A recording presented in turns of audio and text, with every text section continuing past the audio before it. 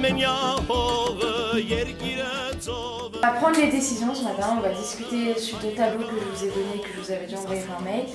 On va discuter donc, du projet concret physique et le budget fixe, ce que ça va nous coûter, ce qu'on va faire exactement là-bas. Aujourd'hui, on a rénovation, fourniture informatique, d'accord? On voit que ça coûte dans les 2600 €. Quand tu regardes Stepan Hackett, en rénovation seulement, tu as 2500 € déjà. Et ils ne nous ont pas compté fourniture informatique, c'est pas marqué dans le devis. Quand on regarde le devis plus détaillé sur le Stepan Hackett, on a 3 salles en fait qui sont rénovées. D'accord?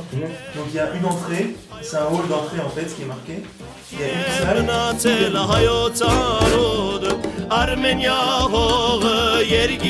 Tout ça pour que le projet soit réussi, donc on met ça. Et puis après, s'il faudra plus pour Spitak, on trouvera un peu de l'argent ailleurs.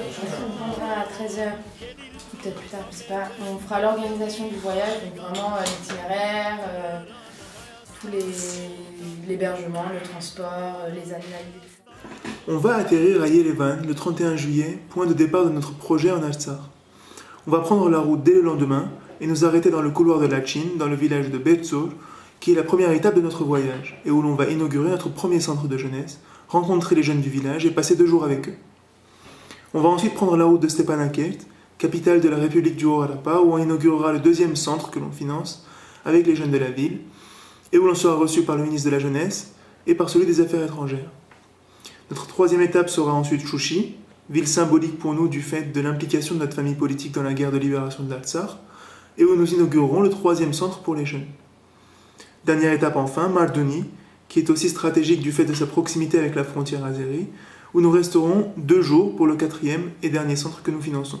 L'hébergement, le transport, les différentes animations qu'on va faire, les cadeaux qu'on va amener ou autres, ce qu'on décidera ce matin. On a un papier démocratie et tu donnes la définition de démocratie et tu demandes qu'est-ce que tu en penses. Ça va être un jeu super relou. J'espère que tu offriras une PlayStation à tes gosses. On va faire un film, donc les gens vont devoir s'exprimer sur les bons côtés et mauvais côtés à habiter en France. Et en tant qu'Arménien. Du coup, la deuxième question, on fait quoi?